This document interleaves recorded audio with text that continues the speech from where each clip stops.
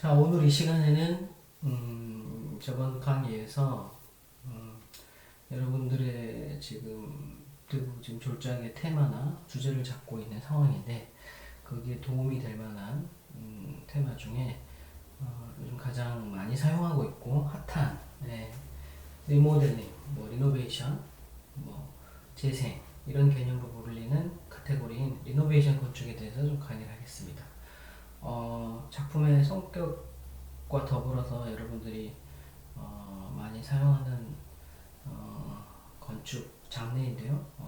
프로그램이 다 다르더라도 예를 들어서 미술관, 박물관, 내지 학교, 다른 일반 건축물들 중에서도 이 리노베이션 기법이 여러분의 졸작에 반드시 들어가기 때문에 오늘은 그 리노베이션에 대해서 좀 정리를 해드리도록 하겠습니다. 그래서 여러분들 졸업 작품에 많은 도움이 되도록 하겠습니다. 일단 리노베이션의 개념에 대해서 좀 설명을 드릴게요. 리노베이션이라고도 하고요. 또는 컴플렉스 빌딩 또는 인테그레이션 디자인 이렇게 불리긴 하는데 다시 한번 말씀을 드리면 리노베이션이란 오래된 건물을 다시 쓸 수 있게 고치는 것입니다. 그래서 적용 범위가 상당히 광범위합니다.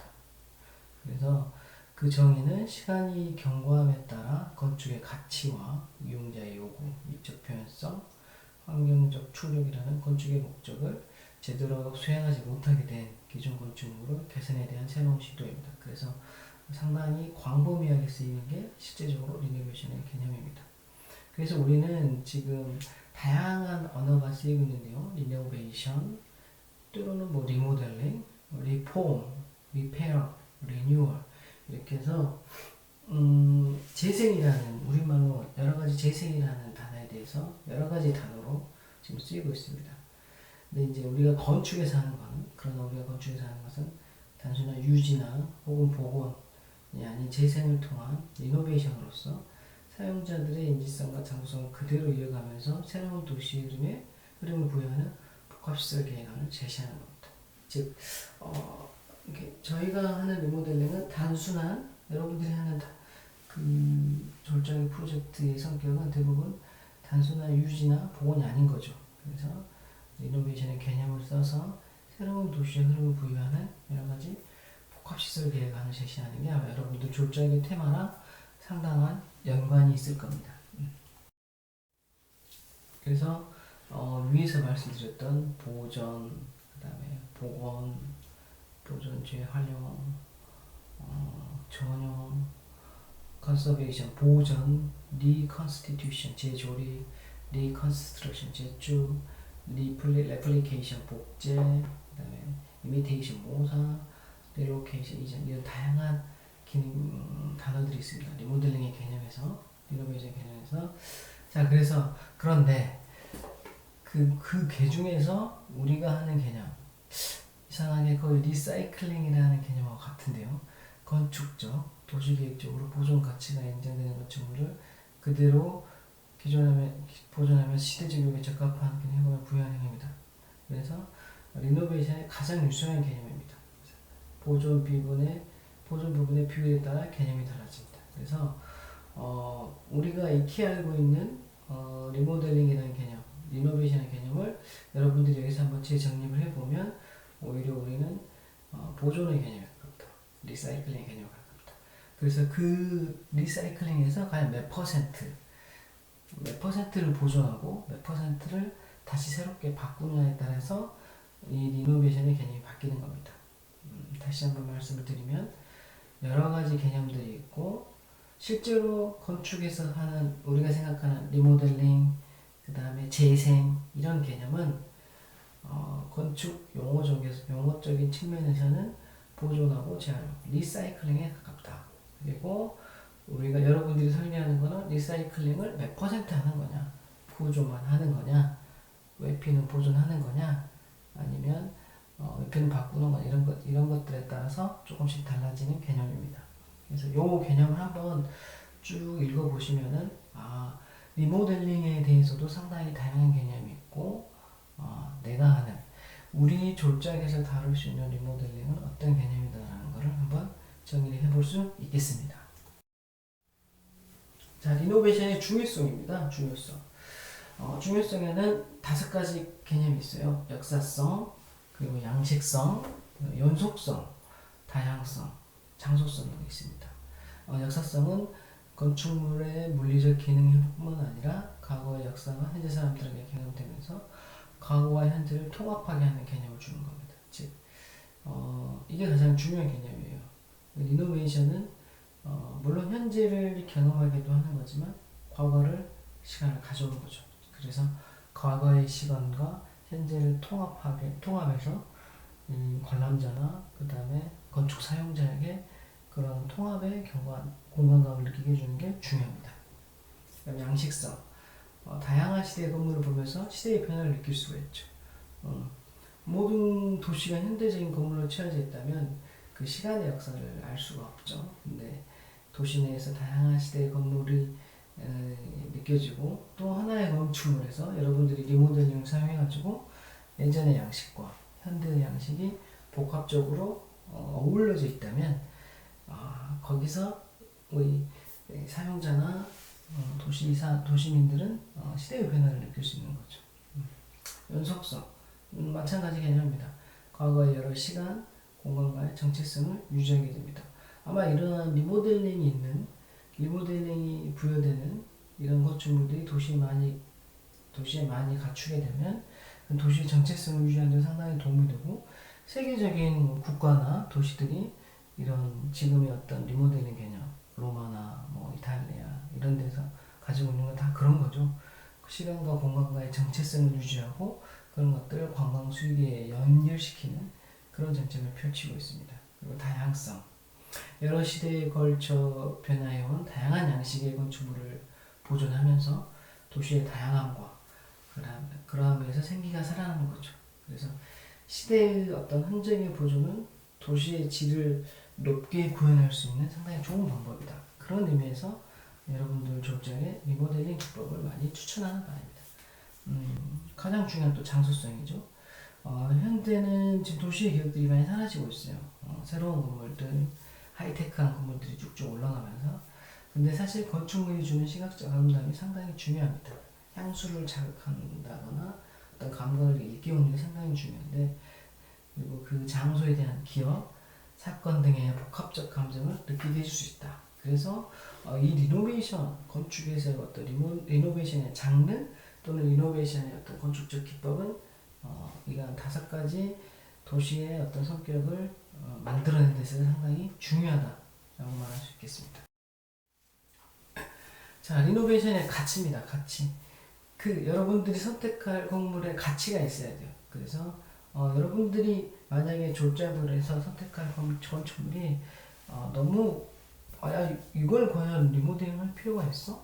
교수님들께서 이게 왜 어떤 의미가 있지? 라고 했을 때 어떠한 가치도 해당이 되지 않는 건물은 그거를 리모델링 할 필요는 없는 거죠. 그래서 리모델링 할 건물을 선택하는 데서 중요한 것은 이게 기록적 가치가 있느냐 첫 번째, 두 번째 상징적 가치가 있느냐, 그 다음에 창조적 가치가 있느냐, 그리고 문화재로서 가치가 있느냐, 역사적인 가치가 있느냐, 때로는 경제적 가치가 있느냐, 이렇게 어떤 6가지의 가치가 있어야지만이 그 건물을 들여다보는 건데 근데 알다시피 기록적 가치랄지 이런 것들은 사실 건축적으로는 할 게 없어요. 이거는 말 그대로 어떤 학술적 기록이기 때문에 보존받기에 방법이 없는 거죠. 완벽하게 박제를 시키는 거죠. 정확하게. 그래서 우리가 건축적으로 뭔가 해석을 부여할 수 있는 방법은 없는 겁니다. 상징적 가치는 마치 조각 같은 경우로 랜드마크적 기능을 하는 겁니다. 이전도 불가능하고 지역 역사적 사건을 가진 건축물은 지역의 랜드마크인 건축물이 해당되는 거죠. 이것도 마찬가지로 이러한 어떤 랜드마크적인 조각과 같은 건물을 건축적으로 어떻게 리모델링 할 수 있는 방법은 없는 거죠. 이거 역시 어떤 단순 보존에 가까운 거고요. 건축적 해석이 가능한 것은 바로 이 창조적 가치입니다. 역사적 건축을 현재의 생활 속에서 실제로 사용하면서 보존하는 것. 역사적 이 방법이 하나 있고요. 역사적 건물을 이용한 새로운 창조, 개조, 증축, 용도 변경 이런 걸 통해서 창조적 가치를 부여하는 방법입니다. 즉 창조적 가치가 있는 건물들을 여러분들은 찾아내고 여기 두 번째 이런 개조나 증축 용도 변경을 통해서 새로운 창조적 가치를 부여할 수 있는 건축물을 찾아내는 것이죠. 문화재적 가치 역시 이 원형의 일체의 변형 주지 않기 때문에 우리 건축 졸작에서는 필요하지 않는 가치입니다. 그리고 역사적 가치 중요합니다. 창조적 가치, 역사적 가치 중요한데 시공간적, 문화적, 역사적으로 추구하는 가치고요. 건축 환경이 현재와 과거를 연결시켜주는 무형적 가치를 가지고 있는 겁니다. 자, 그래서 경제적 가치 같은 경우는 건축물의 보존 가치보다 새로운 환경의 창조가 더 바람직한 경우, 문화적 보존 가치 있으나 경제적 가치는 무시할 수 없는 거죠. 즉 경제적 가치에서 건축물은 이 건물은 없어질 수도 있고 사라질 수도 있다. 이런 것들도 생각을 해볼 수 있습니다. 자, 중요한 거는 여러분들이 리노베이션 선택하는데 그 건축물이 과연 가치가 있느냐. 특히 그 가치 중에 창조적 가치, 역사적 가치, 이러한 해석적 가치 두 가지 정도의 가치가 있느냐에 따라서 그 건물을 선택하게 되면 졸작 선정에 있어서 어느 정도 합리성을 갖는다는 거죠. 그래서 이 두 가지 여러분들이 선택한 두 가지 가치를 한번 기억해 주시기 바랍니다. 그래서 자, 건축물의 어떤 대상 선정과 방법의 기준인데요. 모든 건축을 보존할 수는 없는 거죠. 그래서 보존 대상과 방식 합리성이 중요한데 역사적 가치와 건축적 가치가 있을 수 있습니다. 그래서 역사적 가치는 커뮤니티 평가에서 특정한 시대를 대표하는 것이고 지역적으로나 국가적으로 중요한 사건 전환점이 되는 거고요. 저에게 특수한 문화나 사회 배경이 되는 것, 그리고 중요한 인물의 사건과 관련된 것, 희귀한 것들입니다. 자, 이런 것들은 저희 건축가에서 한번 알고 넘어가는 거고, 과연 이제 건축적 가치도 상당히 중요하죠. 건물이 시대를 반영하는 디테일이나 풍부하거나 기술을 나타내고 있는 것, 이런 것들은 여러분들 건축에서 보존해 주는 게 좋죠. 그런 건축적 가치를 드러낼 수 있으니까. 특수한 양식이나 기술의 것, 이것도 만약에 리모델링을 하게 된다면 이런 것들도 보존을 해주는 게 좋습니다. 그리고 주위 환경에 중요한 영향을 주는 것, 그리고 미적인 즐거움을 주는 것, 이거 역시 보존하는 게 좋습니다. 그래서 여러분들이 선택하는 건축에서 보존 대상과 방식 합리성이 중요한데 이 역사적 가치와 건축적 가치를 둘 다 분석을 해보고 이러한 요소들은 이 건축물에서 보존이 되는 게 좋겠다라는 것들을 합리적으로 정리를 해주면은 졸업설계에 있어서 논리가 설득이 되는 겁니다. 그래서 가장 많이 물어보는 게 이건 왜 보존했냐, 이건 왜 남겼지, 왜 이건 남겨야 되지, 왜 이건 없애야 되는 거지 라고 했을 때 여러분들이 단순히 어떤 개인적인 감각으로 말을 하는 것보다는 이 건물 또는 이 단지에서 가치는, 역사적 가치는 어떤 요소들이 있고 건축적 가치는 어떤 요소들이 있어서 이것은 남기게 되고 다른 새로운 것들은 여기에 부화가 하게 됐다. 이런 것들에 대한 합리성과 논리성을 준비해 주시면 여러분들 졸작에 많은 도움이 될 겁니다. 자, 어찌됐든 조금 상당히 어렵고 이 논리적이고 이 연구하는 분야인데요. 제가 간단하게 좀 정리를 해봤는데 다시 한번 좀 정리를 해드리면은 리노베이션의 최종 정의는 오래된 건물의 적절하고 지속적인 사용을 위해 새로운 생명을 갖도록 처리하는 것입니다. 자, 이를 위해서 도시적 환경에서 요구되는 퀄리티와 그 다음에 베리에이티, 다양성, 또 과거로부터 현재, 현재로부터 미래, 어떤 연속성, 시간성의 인간적 감각의 만족을 얻게 하는 게 바로 리노베이션입니다. 그래서 이 첫 번째 항목에 대해서 여러분들 졸작에 대해서 한번 생각해 보시고요.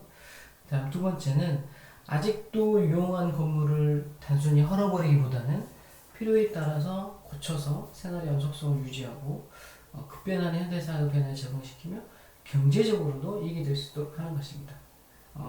이 건물이 새롭게 어떤 프로그램, 관광, 전시 프로그램에 도입이 돼서 이 건물이 유지될 수 있게끔 돈이 돌고 이 건물의 유지비가 나올 수 있도록 하는 게 또 리모델링입니다.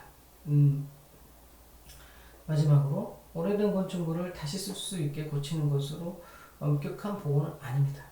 다시 한번 말씀드리지만 여러분들이 졸업설계를 가져와서 리모델링 했는데요. 기존 건물을 그대로 다 100% 모형 모형을 가져오면 안 되는 거죠. 이거 왜 이렇게 됐니? 저희는 완벽하게 그냥 보존할 겁니다. 그래서 기존 건물 그대로 모형을 만들었다. 이건 말이 안 되는 거죠. 그래서 엄격한 보호는 리모델링의 대상은 아니다. 생활 방식 및 사회 패턴이 변화하기 때문에 그것을 담는 건물도 사회에 적응해야 한다는 것을 인정한다는 것이다. 그래서 과거의 것을 보존하고도 또 미래에도 적합하게 하는 모순된 목표를 해결해야 하는 게 리모델링의 어떤 목표이고 매력이죠. 상당히 어렵죠. 과거의 것과 미래에도 적합하게 이 상반된 가치를 해결해야 되는 게 여러분들 리모델링 졸작에서 리노베이션을 선택하게 되면 해결될 목표입니다. 법규적인 문제도 있어요. 법규적인 문제는 사실 여러분들이 졸작에서 들어갈 필요는 아닌데 알고만 계시면 신축, 중축, 개축, 재축, 이전, 대수정, 용도 변경. 이건 이제 건축 법규상에 나오는 이런 용어들이 있는데 이런 것들은 용어가 있다는 것만 알고 계시면 될 것 같고요. 증축, 개축, 대수정, 용도 변경 등이 해당된다고 하시면 좋을 것 같습니다. 자, 그리고 발생 요인은 아까 리노베이션의 발생 요인이 또 있어요. 가치적 원인, 시대적 원인, 사회적 원인, 경제적 원인, 물리적인 원인, 심리적인 원인들이 있어요. 그래서 왜 리노베이션이 발생하느냐?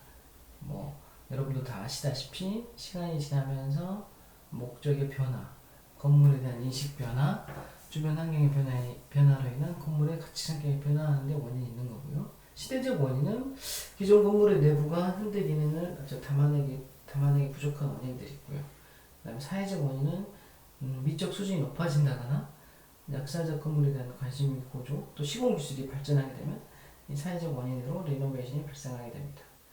경제적 원인은 역시 이것도 중요한데 현대 기준으로 봤을 때 훨씬 더 건물을 높고 용적률, 건폐율에서 이득이 있을 수 있는 거죠. 그 다음에 물리적 원인은 건축물의 노후와 결함, 그리고 심리적으로도 어떤 기존의 건축물과 상황이 종속되길 바라는 의지 등이 있습니다. 여하튼 리노베이션의 발생 요인도 이렇게 6가지가 있으니까 이런 것도 여러분들이 선택한 건물에 대해서 원인을 분석하고 제시해 주기 바랍니다. 원리였고요. 감사합니다.